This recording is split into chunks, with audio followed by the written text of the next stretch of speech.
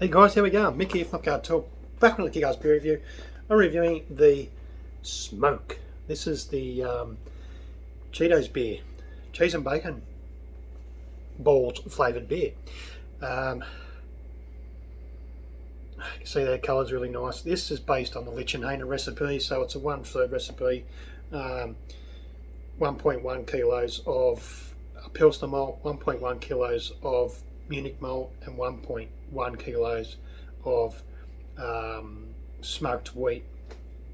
So the difference with this one is that we smoked every single grain addition in this particular beer. So the whole amount went into the smoker, smoked once again over Banksia cones to give it that real sweet, more of a subtle smoke that's come through really strongly.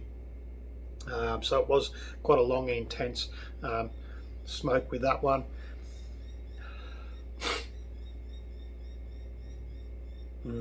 It does mellow out a little bit in the glass compared to what it is when you first pour it.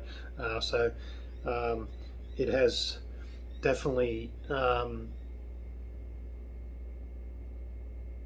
mellowed in the glass. I'm trying to work out whether this beer is going to be nicer green and young in the bottle or on keg, or it's something that's going to age quite well.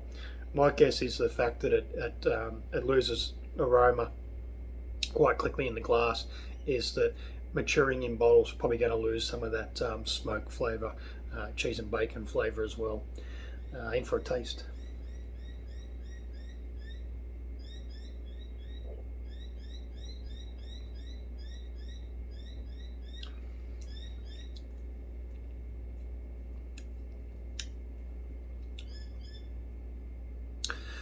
So it's got slight sour twang to it. I think that's coming more from the smoking of those malts, and a little bit over the estimated amount that I'd normally use in lactic acid. So 88% lactic acid, a little bit more than what I'd probably use with a lighter style of beer like this, particularly with a Lichtenhainer, where it wouldn't really call for something like that. Lactic acid is probably going to come from the souring element of a Lichtenhainer, where you're using a lactobacillus over the standard yeast to get that slight sour note. So I think it could be coming a combination of the smoke and the lactic acid.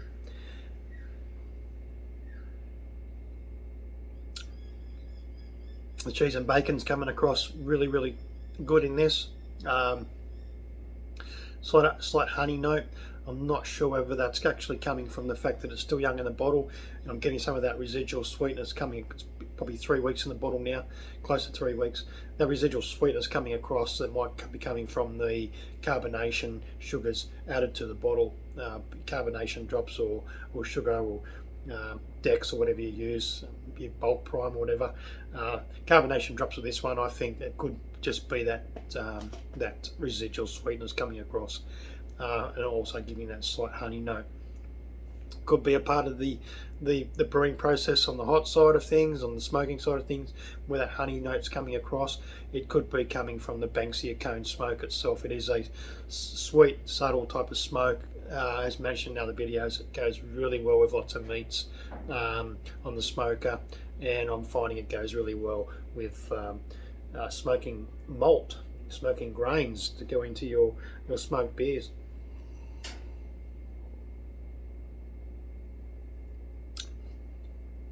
I really thought this beer was not going to evolve into what it is now. It was quite pronounced and very smoky in the fermenter.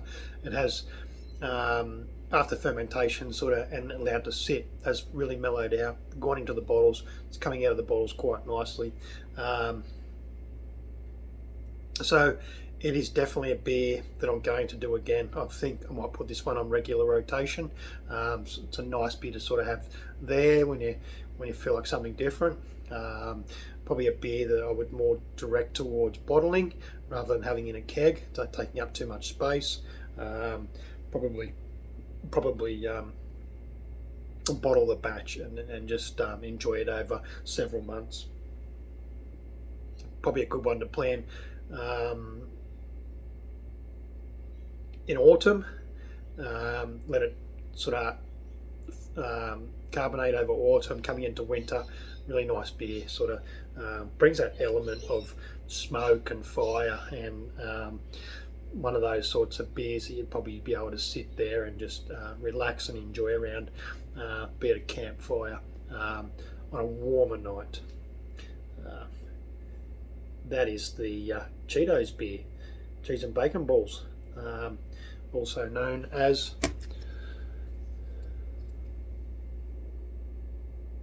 smoke. Cheers.